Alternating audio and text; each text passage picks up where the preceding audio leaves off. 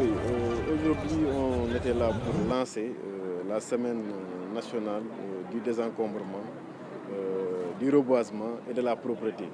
Une semaine qui a été initiée par le ministre de l'Urbanisme avec son collègue de l'Environnement.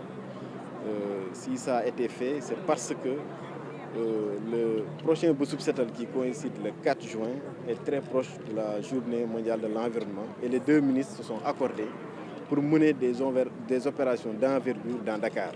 Donc cela se fait à travers une semaine, comme je l'ai dit, que nous avons lancée aujourd'hui, qui sera ponctuée par des opérations de désencombrement dans un certain nombre de communes à Dakar, mais également par une journée de reboisement ou une soirée de reboisement le 2 juin et qui sera clôturée par le 4 juin, journée du Boussoub Setal. Donc nous étions venus pour lancer ça et c'est des opérations que nous menons régulièrement, mais aujourd'hui l'autorité a demandé qu'on puisse renforcer le dispositif et qu'on puisse être beaucoup plus présent dans un certain nombre de quartiers de Dakar pour que véritablement qu'on puisse désencombrer au fur et à mesure le département de Dakar. Alors, quelle est la suite? Parce qu'aujourd'hui, vous êtes ici à ce niveau, vous étiez à Yoff, comme tantôt je l'ai rappelé.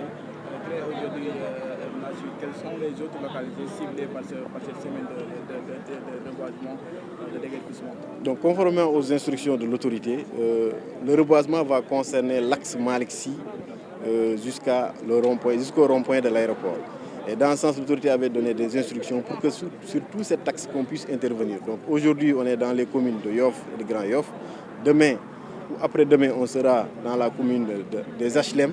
Ensuite, la commune de Plateau recevra également nos équipes. En tout cas, sur tout l'axe, également Padoua, sur tout l'axe qui mène du rond-point de l'échangeur Malick-Sy jusqu'au rond-point de l'aéroport, l'ensemble des communes traversées seront désencombrées.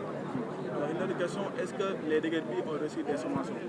Oui, par rapport à cela, il faut le dire, nous faisons un travail de sensibilisation. Et également, le préfet de Dakar avait à l'époque pris une mesure, un arrêté, pour dire que les épaves qui étaient présentes sur la voie publique devaient être enlevées et qu'à défaut, l'administration se réservait le droit de les enlever. Parce qu'en réalité, ces occupations que nous avons, c'est des occupations qui sont vraiment illégales.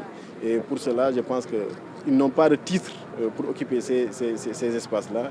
Et à ce titre-là, l'administration a le droit, bien entendu, d'enlever ces épaves-là parce que c'est des épaves qui ont duré sur la voie publique. Le maire de la commune de Yoff en a parlé et nous également nous sommes conscients de cette situation, mais avec le recrutement récent que nous avons eu de volontaires du Réunion, on a un personnel renforcé qu'on mettra à la disposition de ces communes pour assurer une surveillance. Mais il faut le dire, cette surveillance aussi aura ses limites. À terme, il faudra penser à réaménager ou à aménager ces espaces pour que véritablement ces espaces-là ne puissent pas faire l'objet de réoccupation. Et dans ce sens, une opération de reboisement est prévue. Nos équipes également travailleront avec des partenaires pour essayer de proposer des plans d'aménagement sur ces sites libérés.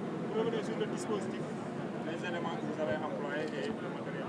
Oui, aujourd'hui, on a déployé au moins sur le site de Yoff que nous avons visité en premier lieu 20 plateaux avec une fourchette et également 30 écovigiles, mais également 100 éléments du Réunion qui sont des jeunes qui sont recrutés dans le programme Réunion.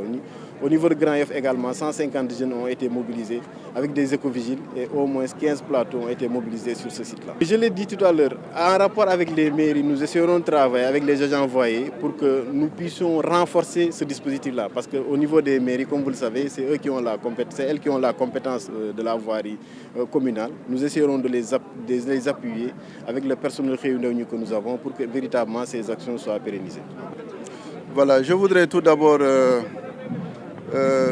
remercier les deux ministres concernés, le ministre en charge de l'urbanisme et le ministre de l'Environnement et du Développement durable, pour avoir initié cette action conjointe qui consiste à redonner aux populations de Dakar un cadre de vie sain, comme le leur garantit le Code de l'environnement.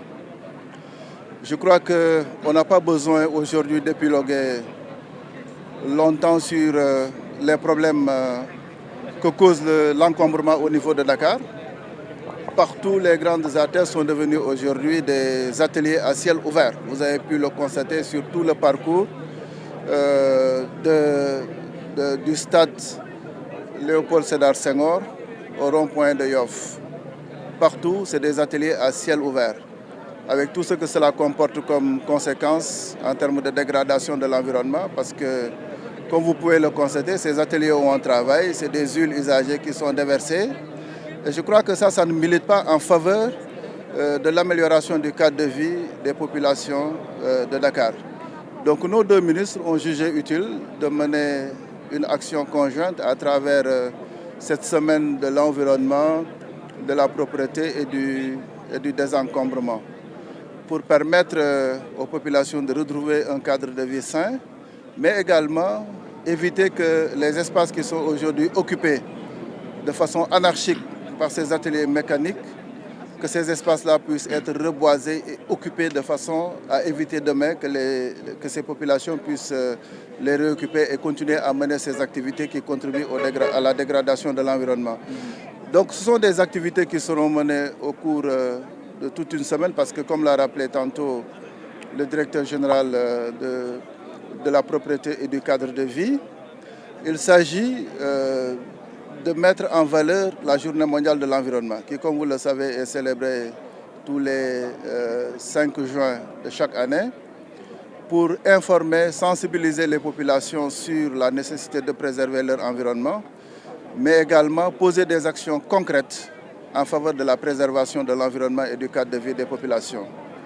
Donc, il s'agira bien sûr, à côté de ces activités que nous lançons aujourd'hui à travers le désencombrement, de mener des activités de reboisement. Vous avez vu la mobilisation de la direction des eaux et forêts, chasse et conservation des sols, mais également la mobilisation de l'Agence sénégalaise de la reforestation et de la Grande Muraille Verte, qui sont les bras techniques du ministère de l'Environnement en charge de la mise en œuvre du programme de reverdissement de notre pays. Donc c'est véritablement une initiative à saluer et à pérenniser pour que, comme vous l'avez dit tantôt, que l'on ne retourne pas vers ces situations qui sont quand même des situations regrettables et inacceptables pour le cadre de vie des populations.